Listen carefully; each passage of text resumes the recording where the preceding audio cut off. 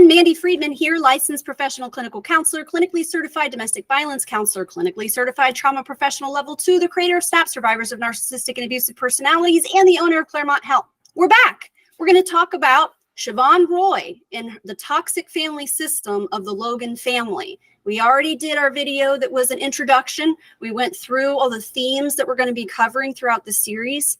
And then we did our episode 2, which was Kendall Roy, just season 1, Kendall Roy. Today, we're talking about Siobhan Roy, season 1. And you've already watched the show, I hope. You should have already watched it by now. And as you may have noticed, we don't see as much of Siobhan in this season. We just start to get to know her a little bit. She's not as much of a player on the scene as we see her in the other seasons. So today's episode won't be as long. You're welcome. So Andrew, you're back. Hi. That's right. I'm back to talk more about Succession. And today I'm interested to talk to you about Siobhan. And, you know, the little sample size that we get about her, but we talked about it a little bit, and both of us identify with her quite a bit in some respects. It's true. And we find out at the beginning that she has a nickname, which is Pinky. And I wonder why that is her nickname. What do you have any theories as to why her nickname would be Pinky? Well, Siobhan is a redhead. And that's, you know, another thing you can identify with her about. But I feel like that this nickname is, you know, from Logan Roy, her father. And I feel like that it is a little demeaning. You know, it's kind of childish a little bit. And the fact that he's continuing to call her that as an adult in situations where maybe it's not appropriate. You know what I mean? It seems like it's the kind of thing that he uses to diminish her in the eyes of others and to control her emotionally, because not only could that possibly make her look silly, but it also probably cuts her pretty deep to hear that. And we know how attached to her father she is because we've seen the rest of the show. Yes, indeed. So Pinky, that acts as a way of shrinking her down, making her less significant, also feminizing her, you know. And then 2, you know, the Pinky is the littlest one, right? So I don't know. It doesn't sound, well, at least it's not killer. You know, at least he's not saying, hey, killer, like he does with Kendall. But yeah, so we know that her nickname is Pinky. And what else do we know about her starting right off the bat? So what we learn is that she is in politics. She trains politicians who are liars how to lie. And that's kind of what her job is. And we have a little bit of, you know, drama going on there with a person she's had a former relationship with named Nate, who is trying to recruit her to work for his political opponent, or his political person he works for, named Gil. And so we learn that that's what is going on with her when we first meet her. Well, it just came to mind right now when we're talking about the themes.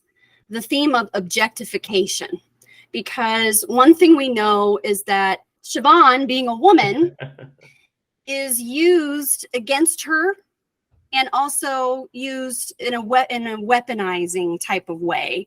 That when tides are turning and they need more female support, you know, later on down the road, we find out all these horrible things about Waystar Royco. And their cruise line offenses, right?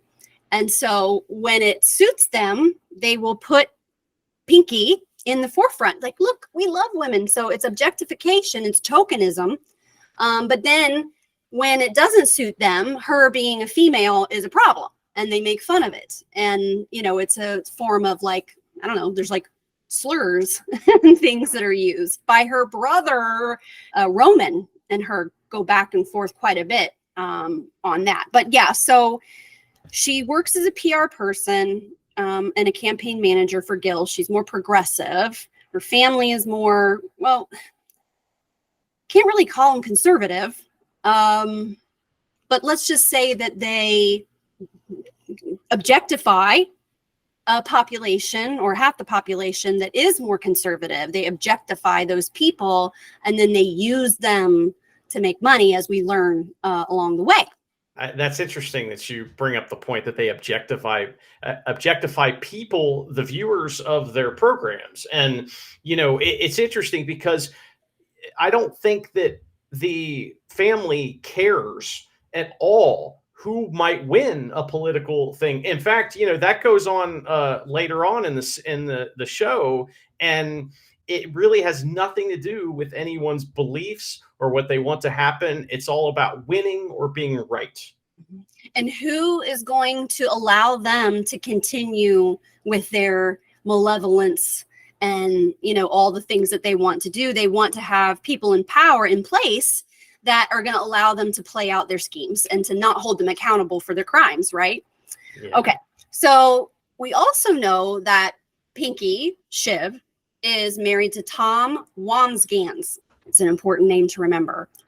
So they are engaged, or actually they're not engaged when we meet them, right? Correct. Yeah, because that happens in the show. Yes, right. Mm-hmm. So they're not engaged, they're dating, and when Logan has his stroke and they're trying to figure out what they're doing, at some point Tom drops to one knee as if he's going to propose, and he says he's trying to lift the mood. He thought, well, this is a really bad time, so why not make it a good time? And she's like, no, get up. No, absolutely not. And then, looking at him like he's crazy. And then she feels bad. And this is a pattern we see in her marriage and her relationship with Tom, is that he tends to have a more tender heart, and seems like that there's a part of him that genuinely loves her. Now, that might just be skin deep, however, for their capabilities, that's as much as he can love a person. And even though there's also transactions involved and it has to do with climbing the ladder, he seems to genuinely care about her. So he tries to do things to be the subservient helper, the supporter, and he's just there to help, just there to support. Now, in the meantime, we got Nate. So Nate is an ex-lover of Shiv. I guess they used to work on campaigns together. Did you pick up on that? How do is that where they met? Yeah, that's what it seems to be, is that they've worked together. And that's a reason why it's such a sure thing what's going to happen between those two, because it happened in the same way in the past. So Nate is trying to recruit her to work on Gil's campaign. And Nate is a more progressive type. And he is somebody that genuinely believes that if Gil wins, that could really change things for the better. And he sees Siobhan as somebody that could really help them get there. But also he kind of wants to have sex with her too. So it serves him in multiple ways. And I just wrote down a couple things about this because I thought it was interesting. So while Nate was trying to convince her to, come on board, and then, also that he keeps saying, I'm going to have sex with you. I'm definitely going to have sex with you. She says, she comments to Nate about their past relationship. And she said, I tried playing with you, but you broke. So we see how she treats Tom, right? Mm-hmm. I mean, she takes him to the brink. She announces on their wedding day that she's polyamorous. Never been brought up before, but it's because she does wind up having sex with Nate. But, she kind of hurts Tom quite a bit. And so when she says, but you broke, I'm assuming it means that Nate couldn't take it. Remember, in their family, cruelty is a love language. And when you say you're hurting me, you're a wimp and a loser. So if she was mistreating Nate and Nate finally said, yo, bitch, cut it out, then she's done at that point. He's not allowed to stick up for himself, right? It's like, oh, you weak little pathetic thing. You can't handle my mistreatment, because Tom can take it. Tom's the pain sponge, right? So I just thought that was really interesting how she made that comment about how that Nate broke, but Tom doesn't break. Yeah, he bends, but he doesn't break. And it's interesting that in this family, if you do complain, not only are you a wimp, but you're not accepting the love. I'm showing you love by beating the shit out of your emotions. You don't like that? This is how, what do you mean? You know what I mean? That's kind of an interesting thing that happens and causes frustration on both ends. Shiv, of all the characters in the show, is probably one of the easier ones to root for because she doesn't do anything too terrible, like on a grand scale, but she does awful things to individuals. And the way that she interacts with Tom, you wind up kind of feeling bad for Tom too at a certain point. Not later on, you're like, oh, I get you now. But at first you're like, damn, dude, like, come on. Like, she's really like not very nice at all. Now, like, you picked up on something as the non-therapist in the room. You picked up on her attachment style, which I thought was really awesome. And I just wanted to highlight that because you're absolutely right. What is Shiv's attachment style? So she's avoidant attachment style. And the reason I know that is because so am I. And so sometimes the way she reacts to things are kind of the way I would react to them in a lot of ways. Meaning, here's an example. Okay, so Tom, she wants Tom. Everyone in the family eventually accepts Tom to some extent, but he has to jump through so many hoops and they all clearly think he's not good enough. But here's the thing is that he is low risk. All right. He's going to do what he's told. He's going to take it and he's not going to give anything back and he's not going to make waves. So, to me, that's a low risk, avoidant type thing. That's a thing an avoidant person might do. She's also in situations where she's afraid she's going to get hurt. She will strike first, or just completely remove herself from the situation and act like the situation doesn't exist. And that is also something I do. So, I kind of really identified with her in the way that she handles stress and pain. There's so many times that we see her kind of put herself back together. Like you see her face, like with connecting with some horrific statement that was made or just disbelief over behaviors, even though she's right alongside of them and she's just as, she's a pretty toxic, horrible person. But at the same time, there's part of her that's like softer. She probably has more emotional intelligence than some of the other people around her. Still not great with that by any means, but, in the circle she's in, she's got probably one of the higher EQs. Tom's got the highest, in my opinion, but we'll get to him. So her attachment style is avoidant. She has learned that when she tries to be vulnerable, when she tries to be close, when she lets her tender parts be exposed, that's a bad thing, that you get hurt and that's a weak position to be in. So we don't cry, we suck it up and we act like it doesn't hurt our feelings, but actually inside she's being completely crushed. And then when somebody tries to pursue her, like Tom, he makes these overtures, he makes these gestures with her and he's trying to be romantic at times. And she blows it. I mean, she's not good at that at all. She actually winds up saying really hurtful things in those moments and not realizing, speaking of the emotional intelligence, he's the one with the higher emotional intelligence. And you can see that in those moments where she did not come anywhere near what he was thinking was going to happen. She takes it way over the mark in terms of saying mean things that he would never say to her, she'll say to him. But that's just how her family talks. And so it's just normal and you just put up with it. Got the avoidant attachment style. And then you also had mentioned one of her favorite nonverbals is... Yeah, she crosses her arms. And it's mostly in two situations.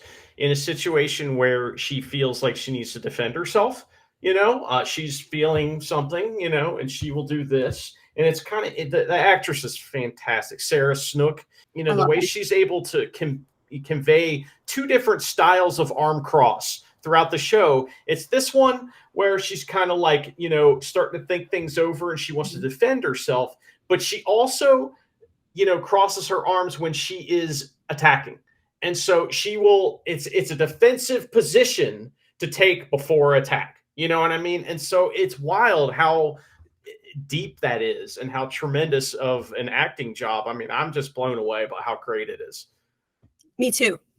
Absolutely. I mean, that's when I'm watching it, I'm like, oh my God, these are great examples. We have to do this. And so here we are. Oh, the wedding. So her mother's name is Lady Caroline Collingwood. And when we meet mom, it explains a lot, doesn't it? And there's even a scene where mom and daughter are sitting and talking for a minute. And they're just shooting jabs at each other, you know, and the mom is like, can we just be nice? You know, like, okay. So in other words, don't talk about anything real, right? Don't talk about anything real. We're going to do an episode that's all about Shiv's wedding. So we won't spend a lot of time on it, but it is important to just note that this is when the wedding happens, is in season 1. It's when we meet mom. It's when we see the dynamic going on between mom and her new husband, and him being kind of like a boy toy for her, and how he really wants Logan to be there at the wedding. So then Kendall has to be pushed aside, and so the dynamics of the wedding, Tom, you know, and how he's managing this. I'm pretty sure that he tells Nate to go fuck himself.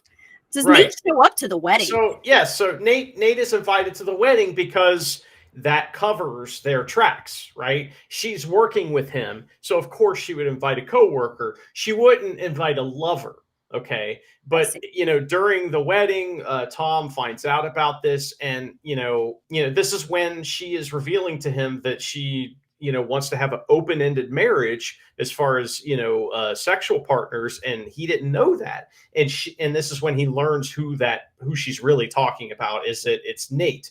So he says, this is okay with me as long as you let me kick him out. And he gets to go over there, and this is one of the only times, except when he's bullying Greg, that Tom gets to actually he gets to win the scene. You know what I mean? And so he gets to come out on top when it comes to an interaction with another character. That rarely happens in the show unless it's with Greg. And even then, sometimes Greg wins. I hate to skip ahead, but I feel like I need to because I love the show so much. But who was the person that told him? I don't remember. Greg. Oh, Greg is the one that told him. Yes. Okay. You know how Greg, and we're going to get to Greg, but Greg makes these moves along the way. And this is one of the moves that Greg makes. Is he sees something between Shiv and Nate, and then he kind of reports it to Tom, and then Tom has this reaction that's really interesting. So we'll get to that when we talk about Tom and Greg. One of the things she says to Nate when they're talking about, you know, are they going to have sex or not, and is it a good idea or not, she says, we should be good people. And I love that because basically she's saying we're not good people, but we should try to be. And what do good people do? They don't cheat on their spouses. That's so frustrating too, because on the outside, she's claiming to him, I know what the right thing is, and we're going to make the right decision here. But she's also teasing him. All right. And, you know, without him knowing it, she's teasing Tom at the same time. So it's like, you know, she's pulling strings on these people. And this happens throughout the show, you know, that she really has this kind of like master, relationship with some of the men in her life. And it's because that's how she was controlled as a child, you know, not through romantic situations, but, you know, her relationship with her father, she has always been, you know, as we said at the very beginning, he calls her a nickname to tie, you know, one more string to her so that he can pull it. And that's kind of how this family operates. So that's how she operates when she's dealing with relationships in her life. It's true. It's absolutely true. And then at the end of the season, where we end is the wedding has happened. Kendall has had his accident, and then he is going to go away to like not rehab, but he's somewhere far away where he's supposed to be getting himself together. Doesn't get much time there though, does he? No, I mean, well, the second season starts with him getting pulled out of it, right? Exactly. And it's like he's like, well, I've only been here 2 days, you know, and they're like, well, we need you on TV so we can use you, you know what I mean? He thinks that he's going away to convalesce. Going away to go away is what's going on. So. Yeah, we're getting you out, but then sucking you right back in. Now you owe us. All right, Siobhan Roy, season 1. I think we covered it. Not a lot going on with her, but as the seasons go on, we'll see her more and more. We'll have much more lengthy and detailed episodes with clips and everything.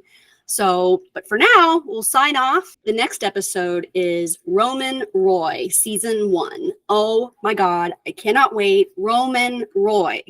He's one of them. He's one of the characters that just bowled me over right in the beginning. Like, wow, wow, wow, wow. Maybe we could close the book on Shiv Roy for now and open it back up at some time soon. But I really appreciate you letting me join you to talk about this. And I am so glad that you are joining me. This is really super fun. We got loads more to talk about. All right. Thanks for watching or listening. Bye-bye.